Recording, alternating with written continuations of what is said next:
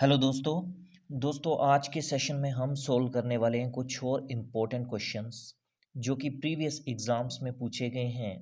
दोस्तों हर बार की तरह हम हर एक क्वेश्चन को डिटेल से यहाँ डिस्कस करेंगे ताकि आने वाले एग्जाम्स की प्रिपरेशन में आपको हेल्प हो सके।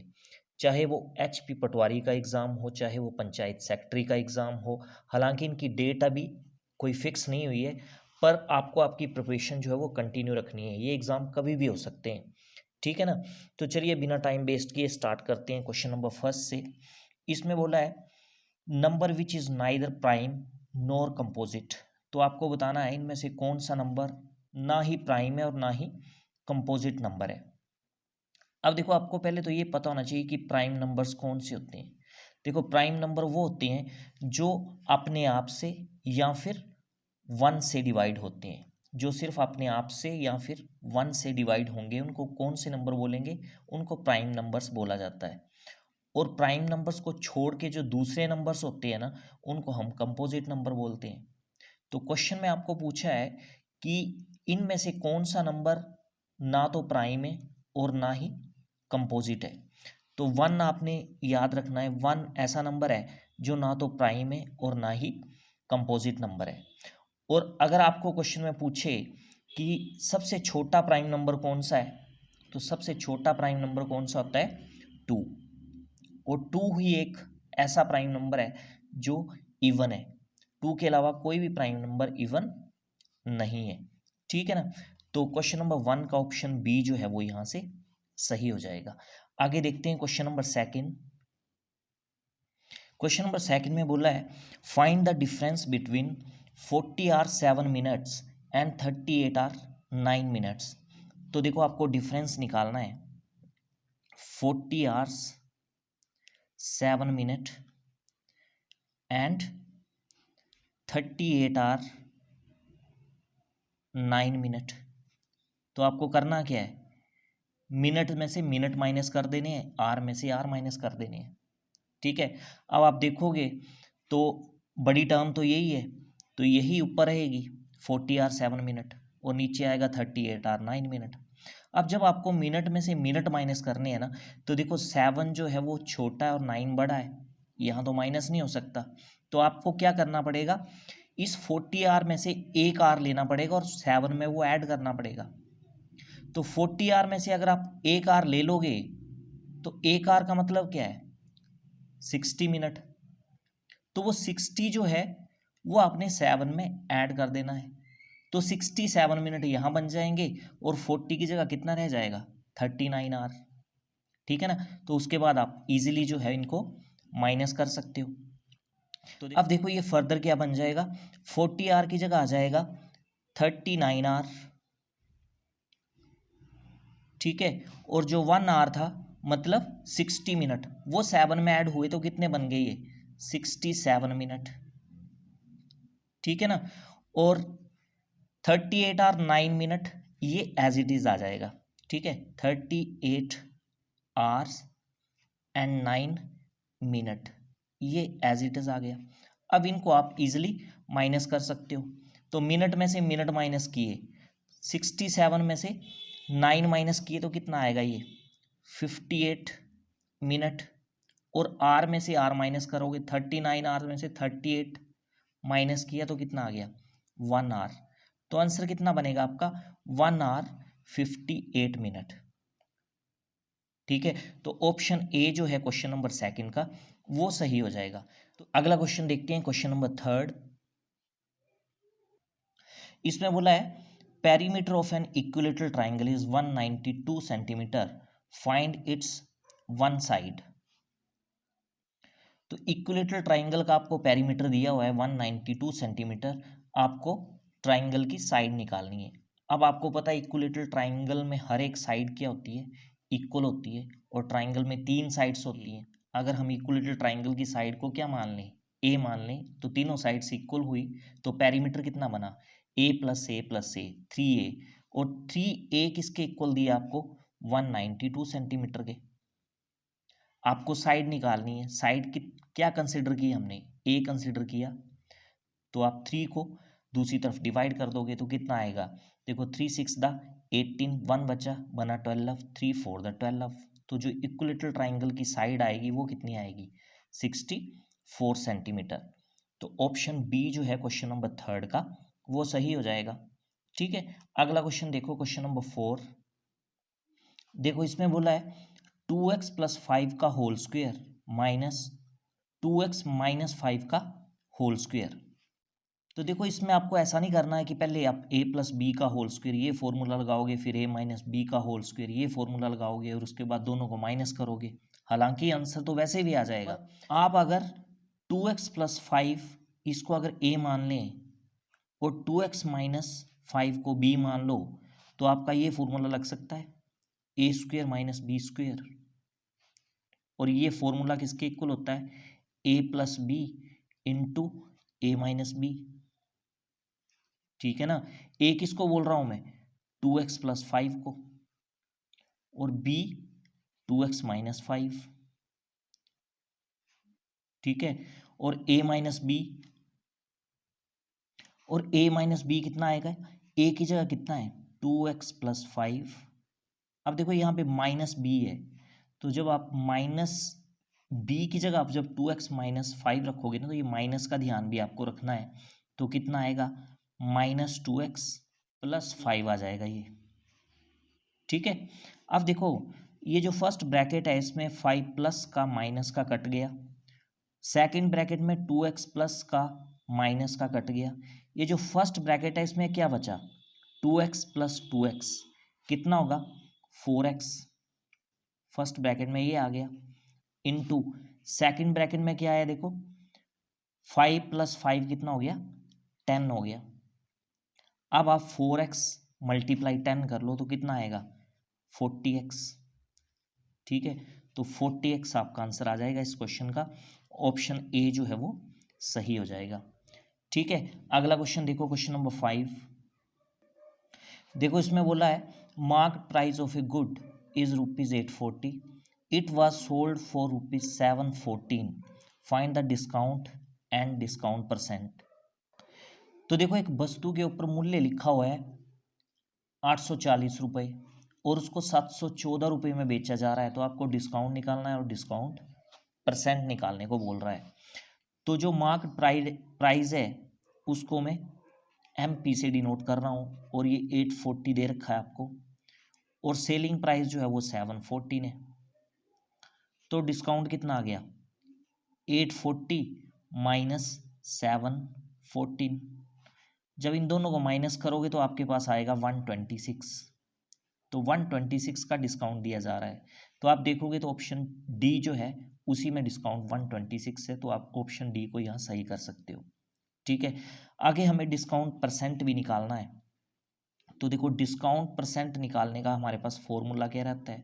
जितना डिस्काउंट दिया जा रहा है कितना है? 126 डिवाइड बाय मार्केट प्राइस, और मार्केट प्राइस कितना है? 840 मल्टीप्लाई 100। तो इस तरह से निकालते हैं डिस्काउंट परसेंटेज। ठीक है, ये 0 से 0 काट दोगे आप, 2 4 द 8 एंड 2 2 द 4, और ये कट जाएगा 2 6 द 12 एंड 2 3 द 6 आ जाएगा। अब देखो ये 2 से 42 कटेगा, कितना आएगा? 21, और 2 से ये 10 कटेगा तो ये 5 आ जाएगा, और 21 से 63 कटेगा तो यहाँ 3 आ जाएगा। कुल मिला के आपके पास बचा क्या? 3 इंटू 5, और कितना हो गया ये? 15%। तो जो डिस्काउंट परसेंटेज है वो कितना आएगा? 15। तो ऑप्शन डी यहाँ पे सही होगा। ठीक है ना, अगला क्वेश्चन देखो, क्वेश्चन नंबर 6। इसमें बोला है income of Prem is 25% more than income of Jay, then Jay's income is less than Prem's income by. तो बोला है जो प्रेम की इनकम है वो 25% ज़्यादा है जय की इनकम से। तो आपको बताना है कि जय की इनकम कितनी कम है प्रेम की इनकम से। तो कंपैरिजन किससे कर रहे हैं? प्रेम की इनकम से कर रहे हैं। मान लो कि जो जय की इनकम है वो कितनी है? 100 रुपये। तो प्रेम की इनकम कितनी होगी? 25% ज़्यादा है तो प्रेम की इनकम होगी 125। तो जय की इनकम कितनी कम हुई प्रेम से? 25। आपको परसेंटेज में निकालनी है कि जय की इनकम प्रेम के कंपैरिजन में कितनी कम है। तो देखो जब आप जय की इनकम परसेंटेज में निकालोगे ना तो वो कितना आएगा, जय की इनकम जितनी कम है वो आ जाएगा न्यूमरेटर में 25 डिवाइड बाय, कंपैरिजन आप कर रहे हो प्रेम की इनकम से, तो प्रेम की इनकम कितनी है 125, ये डिनोमिनेटर में आएगी, और मल्टीप्लाई 100 तो आएगा ही जब आप परसेंटेज में निकाल रहे हो। तो 25 से ये 125 कटेगा, 5 आ गया, और 5 से 100 कटेगा तो 20 आ गया। तो जय की इनकम जो है प्रेम की इनकम से कितनी कम है, 20%। ठीक है, तो क्वेश्चन नंबर 6 का ऑप्शन सी जो है वो सही हो जाएगा। ठीक है, अगला क्वेश्चन देखते हैं। क्वेश्चन नंबर 7 में बोला है a wire is bent to form a square of side 22 centimetre, if the wire is rebent to form a circle then its radius will be. देखो एक वायर है, उसको बेंड करके क्या बनाया जा रहा है, एक स्क्वायर बनाया जा रहा है, और स्क्वायर की साइड कितनी है 22 सेंटीमीटर। तो स्क्वायर की साइड हम ए मान लेते हैं, और ए कितना दिया आपको 22 सेंटीमीटर। अब बोलता है if the wire is rebent to form a circle. अब जिस वायर से आपने स्क्वायर बनाया हुआ है ना, उसी वायर से आप क्या बना रहे हो, सर्कल बना रहे हो। तो बोलता है उस सर्कल का रेडियस कितना होगा। अब देखो जिस वायर से आपने स्क्वायर बनाया था ना, उसी वायर को आपने बेंड करके क्या बना दिया, अब सर्कल बना दिया। इसका मतलब ये हुआ कि जितनी वायर स्क्वायर बनाने में यूज हुई उतनी ही वायर सर्कल बनाने में यूज हुई। तो स्क्वायर बनाने में पहले तो आपको पता होना चाहिए कितनी वायर यूज हुई, जितना स्क्वायर का पेरीमीटर होता है। तो स्क्वायर का पेरीमीटर कितना होता है 4a। तो अगर मैं पेरीमीटर की बात करूं तो स्क्वायर का पेरीमीटर हो गया आपके पास 4a, और a आपके पास 22 है, तो 4 इंटू 22 ये कितना हो गया 88 सेंटीमीटर। इसका मतलब क्या हुआ कि स्क्वायर को बनाने के लिए कुल वायर कितनी लगी 88 सेंटीमीटर। अब 88 सेंटीमीटर वायर ही सर्कल बनाने में यूज हुई, ठीक है ना, क्योंकि आपको बोला है कि जो वायर स्क्वायर बनाने में यूज हुई थी ना उसी वायर से सर्कल बनाया गया है। तो इसका मतलब ये हुआ कि जो पेरीमीटर हुआ स्क्वायर का वो इक्वल होगा पेरीमीटर ऑफ सर्कल, ठीक है ना, क्योंकि दोनों को बनाने में सेम वायर यूज हुई है। तो यहां लिख रहा हूं मैं perimeter of square is equal to perimeter of circle. अब स्क्वायर का पेरीमीटर तो आपने निकाल लिया कितना 88, सर्कल का पेरीमीटर कितना होता है, सर्कल का पेरीमीटर बोल लो या सर्कल का सरकमफ्रेंस बोल लो, कितना होता है 2πr। तो आप पाई की वैल्यू पुट कर दो यहाँ से 2 इंटू 22/7 इंटू आर।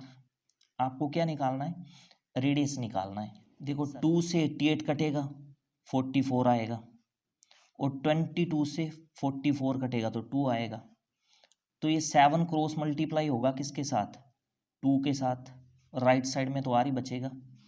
तो आर की वैल्यू कितनी आ गई आपके पास 14 सेंटीमीटर। इसका मतलब जो सर्कल होगा उसका रेडियस कितना होगा 14 सेंटीमीटर।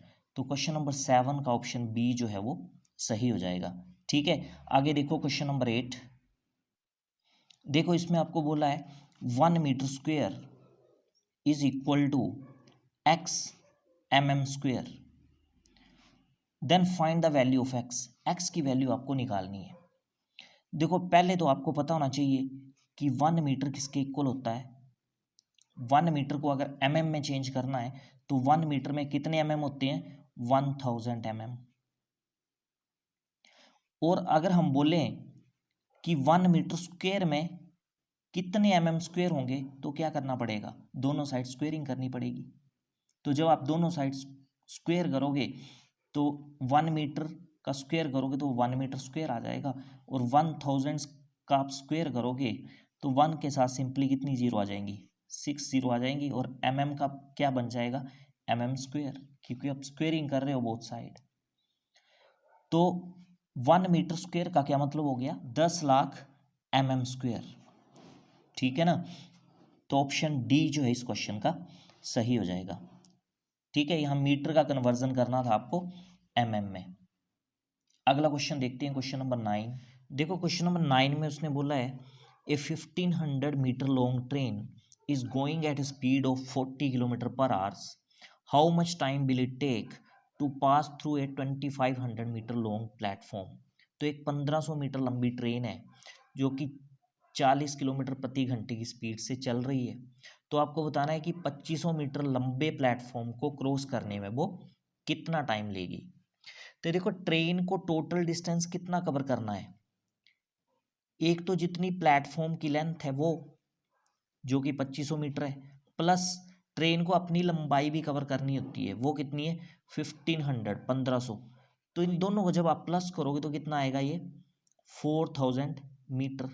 इसका मतलब ट्रेन को टोटल कितना डिस्टेंस कवर करना है 4000 मीटर। आगे बात करते हैं स्पीड की।